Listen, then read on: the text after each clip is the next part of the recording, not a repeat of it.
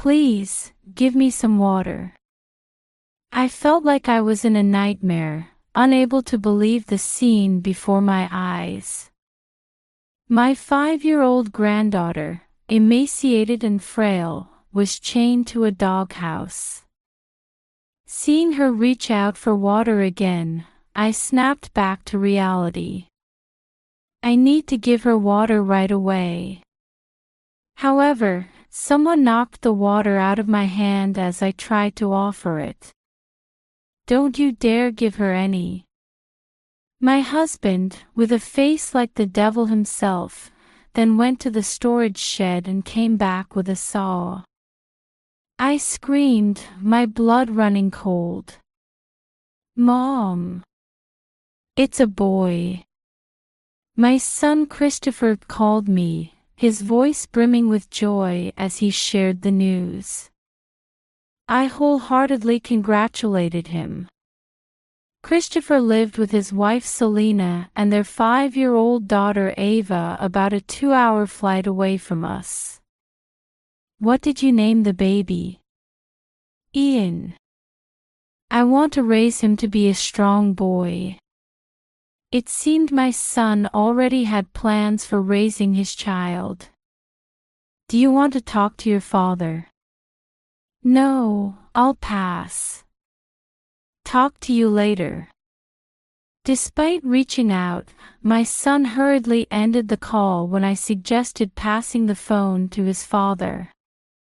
Christopher had always been uncomfortable around his father. I had a feeling that's why he moved so far away when he got married. My husband was a former carpenter, a stubborn and unyielding man. I enjoyed supporting him and making baked potatoes for him and our son. They were a simple family who appreciated my baked potatoes. When Christopher decided to get married, he brought home a woman named Selena who seemed rather cold. Even when I spoke to her cheerfully, she would only respond with a curt, "I see." I remember my husband looking displeased beside me. Just as I was worrying about how we'd get along with her, Christopher and Selena moved far away right after getting married.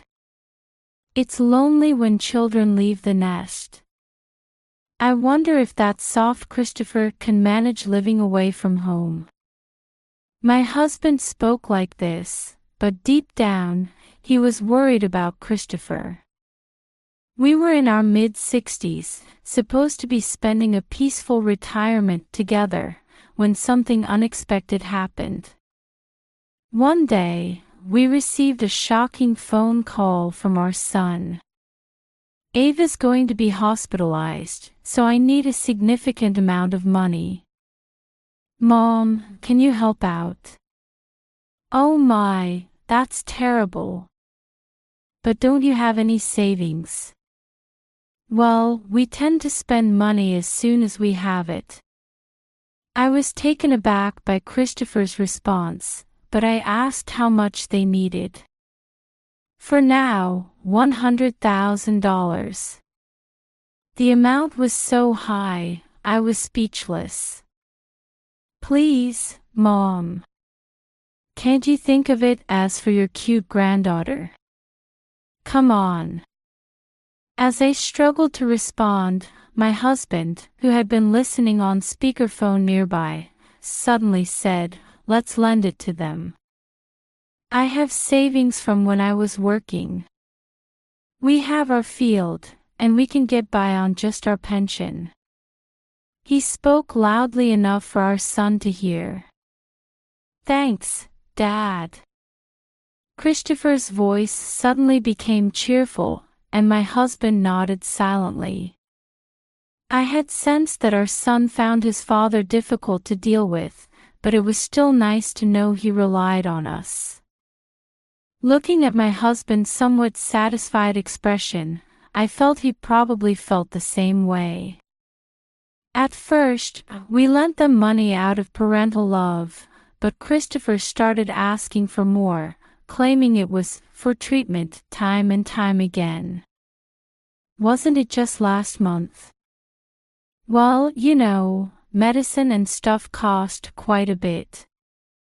What exactly is Ava sick with? We'd like to visit her. Ava has a rare disease, and only parents are allowed to visit. Anyway, please wire $30,000. He hung up abruptly with an unnatural excuse, making me think, something's fishy. This isn't right. This went on for a year, and I finally reached my limit. I decided to call my son to refuse any further requests. However, not only did Christopher not answer my calls, but he also ignored all my messages. Unable to sit still any longer, I decided to consult with my husband. I think something's wrong with Christopher. I see. Well, seeing is believing. Let's go there ourselves. We took a 2-hour flight to visit their home, only to be confronted with a shocking sight. Their house was in a secluded alley with little foot traffic. We rang the doorbell, but no one came out. As we waited, I glanced towards the garden. There was a doghouse in the small yard, so I wondered what kind of dog they had and peeked inside. Please, give me some water. What? Ava. What are you doing in there? To my shock, my emaciated granddaughter was chained to the doghouse. I was so stunned I couldn't speak. She had a red collar around her thin neck, like one for a dog, with the chain wrapped around a tree near the doghouse. She reached out to us with vacant eyes, not seeming to recognize who we were. Please, some water. Her words snapped me back to reality, and I grabbed a water bowl that had been placed out of her reach. However, just as I was about to give Ava water, someone knocked it out of my hand. Don't you dare give her any. What? What are you saying? Just wait here for a moment. My husband then went into a nearby storage shed and started rummaging around for something. When he came back, he was holding a saw. Wait. What are you going to do? Don't move. I screamed as my husband raised the saw towards our granddaughter. However, he didn't even look at Ava and started cutting down the tree she was chained to. Being a former carpenter, he felled the tree in less than 5 minutes. He quickly removed the lead attached to Ava and put his hand on her forehead. As I thought, she's on the verge of heatstroke. No wonder in this heat. Oh, I was so scared. But we need to give her water quickly. Calm down. Were you planning to give her that dirty water? I looked at the water that had been knocked from my hand and realized with a start. The water I had instinctively tried to give my granddaughter had been left outside for days. It was certainly not fit for human consumption. Although I had been upset, I felt ashamed for not being able to make a calm judgment. Anyway, let's move her to a cool place.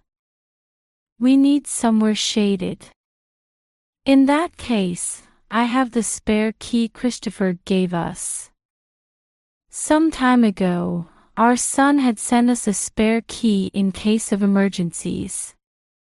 Of course, he probably never thought we'd come all this way without notice. We opened the front door of our son's house, turned on the air conditioning, moved Ava to a cool room, and immediately called an ambulance. What in the world is going on here? I don't know. But one thing's for sure, Christopher has been deceiving us. As we watched our granddaughter lying in the hospital bed after being transported and treated, my husband's fists were shaking.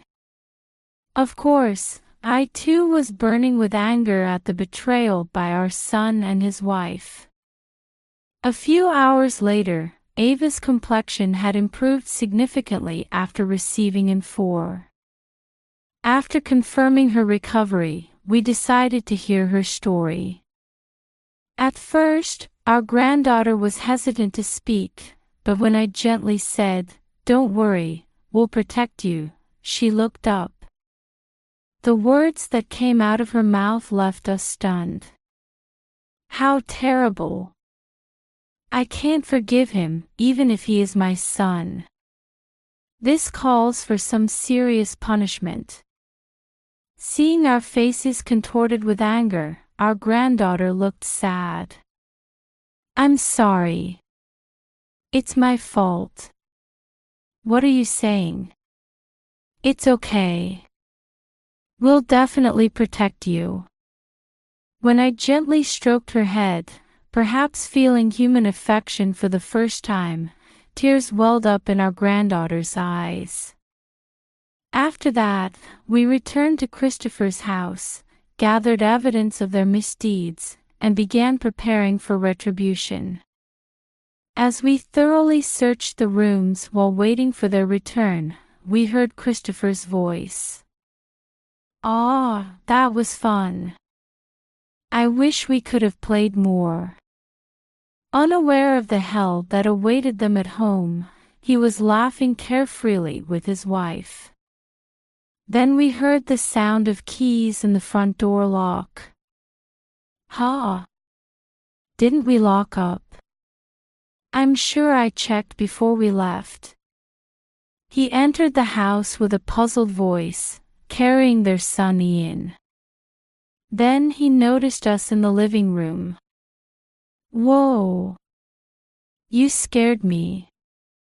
Dad, Mom, why are you here? We got worried when we couldn't reach you, so we came to check on you. More importantly, what's the meaning of that in the garden?" Christopher's face showed a moment of panic at my husband's question, but he quickly feigned ignorance, saying, "What are you talking about?"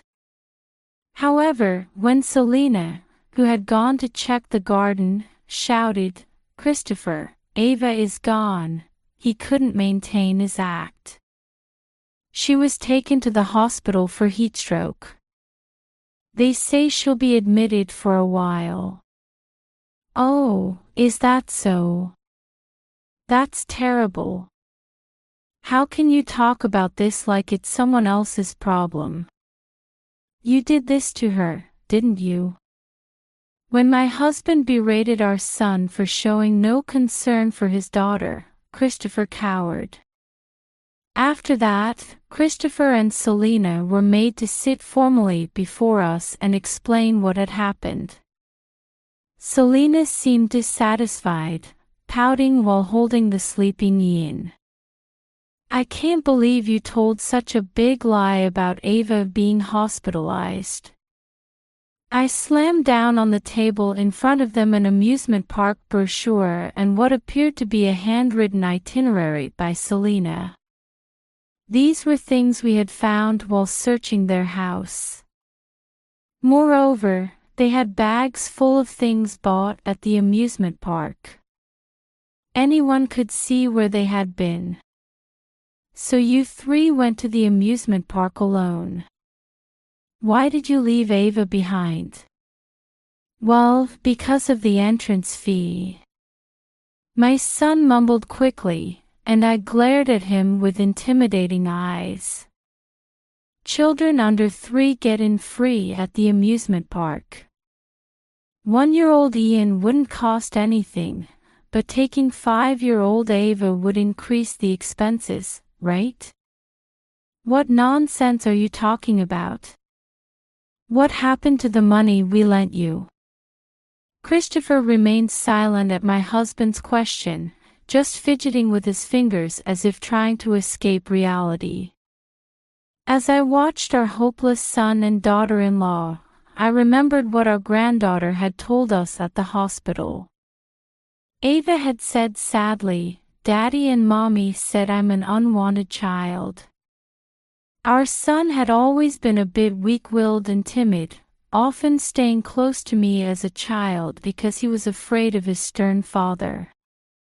However, according to Ava, Christopher had said, "I'm going to raise a strong boy like Dad." Perhaps he had admired my husband in some way. But when their first child turned out to be a girl instead of the ideal boy they wanted to raise, they became disappointed and started treating Ava poorly. Ava told us, her voice trembling, "It's because I'm a girl. Daddy and Mommy only wanted a boy." I was shocked to learn they had been saying such terrible things to her regularly. Seeing how we doted on Ava, they decided to take advantage of us. They lied about Ava being hospitalized to swindle money from us. After Ian was born, the mistreatment of Ava intensified. Christopher, hiding his weakness by acting arrogantly towards Ava, manipulated her to obey him. As a result, Ava became a daughter he could control, and our son's pride only grew. We were planning to make Ava do housework and get a part-time job when she grew up, so we could get money from her. You know, even students can work part-time, right? I'm appalled. What do you think your daughter is? We're feeding her, so what's the problem? Besides, she was an unwanted child. She should be grateful we're letting her live. Unable to contain my anger, I slammed the nearby table, but Christopher just grinned as if he didn't care. When we were going to the amusement park, Ava was being noisy about not wanting to be left behind, so we chained her to the doghouse. Who cares if she gets heat stroke? I understand what you're trying to say. As your parent, I will make sure you take responsibility for your mistakes. I could feel my parental feelings towards them gradually cooling. I realized that no matter what we said, they wouldn't reflect on their actions. First, you'll repay the total amount of $130,000 we lent you in full. What? Don't be ridiculous. We've already spent it. How can we return it? That's our line. We have a pretty good idea, but what did you spend the money on? While waiting for our son and his wife, we had observed their clothing and belongings. Their closet was full of flashy shirts, bags, and shoes with logos that even we could tell were luxury brands. Even the clothes and accessories they were wearing now were all visibly expensive items. They were probably wearing these high-priced items to protect their petty pride. Let me confirm one more time. Ava was in danger of dying from heat stroke. You knew this and still went out. So what? I see. There's no need to talk to you anymore. We've already called the police, so you can reflect on your actions there. What? How could you do this to us? Our son and his wife, apparently not wanting to make a big deal out of it, suddenly changed their expressions. Then they both sat formally in front of us. Okay, we'll find a way to return the money somehow, so please don't tell the police. It's only natural to return what you borrowed, isn't it?